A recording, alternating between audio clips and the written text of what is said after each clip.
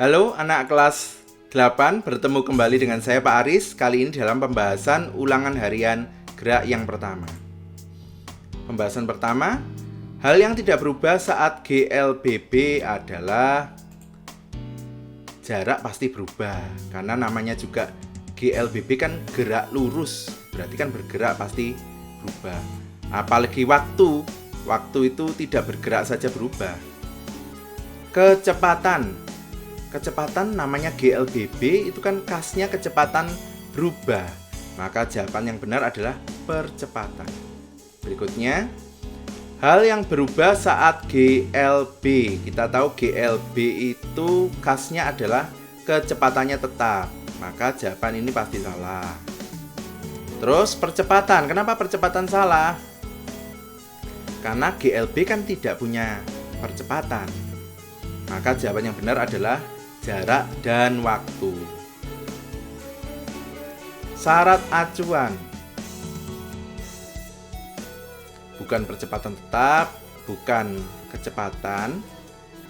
Baik, tidak bergerak dan dianggap diam itu berbeda. Kalau tidak bergerak itu memang dia tidak bergerak. Tapi kalau dia dianggap diam, baik dia diam maupun bergerak, dia dianggap diam. Dan itu adalah syarat acuan yang benar. Berikutnya, jika kecepatan tetap, semakin besar kecepatan, waktu yang diperlukan semakin. Kita cek dulu.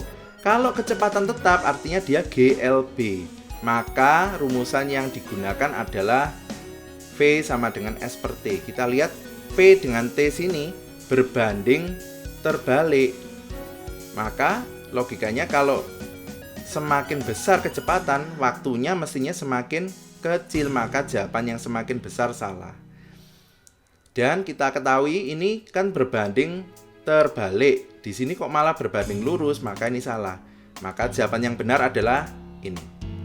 Berikutnya, jika kecepatan berubah saat percepatan diperbesar, waktu tempuh yang diperlukan semakin. Kita lihat kecepatan berubah. Berarti ini GLBB, gerak lurus berubah beraturan. Berarti menggunakan rumusan ini. Saat percepatan diperbesar, A, waktu T. Kita lihat A di atas, T di bawah. Berarti dia berbanding terbalik. Berarti kalau percepatannya diperbesar, mestinya waktunya semakin lambat.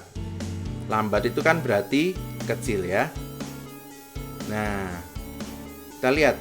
Cepat karena kecepatannya bertambah, cepat karena kecepatannya berkurang. Di sini kan percepatan pasti menambah kecepatan, maka jawaban yang paling tepat adalah ini. Berikutnya, benda semula diam diberi percepatan sekian selama 4 second.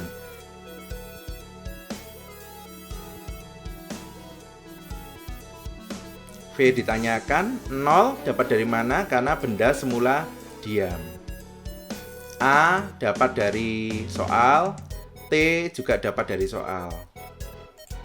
Maka 3 kali 4 sama dengan V, alias V sama dengan 12 meter per second. Jawaban yang benar adalah ini.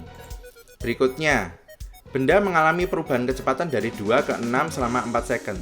Percepatan yang diperlukan adalah, kembali kita masukkan ke rumusan ini.